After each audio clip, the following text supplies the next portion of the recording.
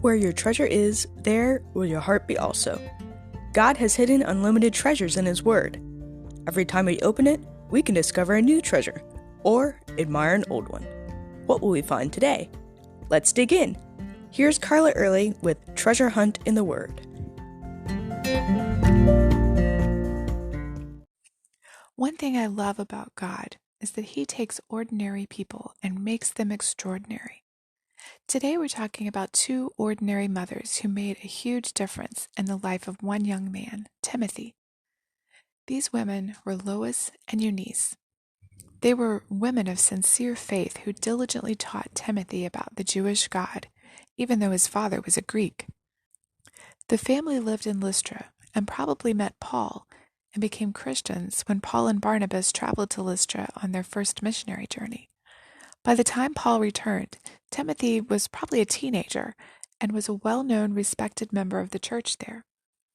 From there, Paul had Timothy circumcised and brought him along on his second missionary journey to mentor him. Later, as a young man, Timothy became a pastor of the church at Ephesus. While there, Paul wrote him two letters that we have in our Bible as 1st and 2nd Timothy. These letters provide advice and encouragement for young men who desire to be used by God, as Timothy was. And it all started with Lois and Eunice. Lois, a devout Jewish mother, not only taught her daughter Eunice to know and love the Lord, but also had the opportunity to teach her grandson Timothy. Eunice started out motherhood with a goal. She named her son Timothy, which means one who honors God.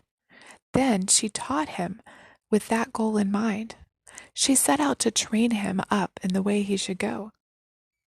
Lois and Eunice were both teachers, just as every mother is a teacher. As a mother, you not only teach your children how to walk and talk, but how to respond to life's trials, how to love the Lord, and to look to Him, and how to live according to His promises and His word. At least that's what Christian mothers should be doing. I know sometimes it ends up that we teach them more about fear than trust, more about arguing than having compassion, and more about taking selfishly than giving generously. But as a general rule, what we model, they learn. And Lois and Eunice were good models, good teachers. They took Timothy's religious education seriously. In 2 Timothy 3:14 and 15, Paul recognized this as he reminded Timothy, "Continue in what you have learned and have firmly believed, knowing from whom you learned it, and how from childhood you've been taught the Scriptures, which are able to make you wise to salvation through faith in Jesus Christ." Lois and Eunice taught Timothy, and God used that deep-seated knowledge that Timothy had and accomplished His purposes in Timothy's life. They're both great examples of how we as women ought to teach our children, and our children in the faith that God gives us. Another lesson I learned from Lois and Eunice was that I can trust God to let go of my son. They did.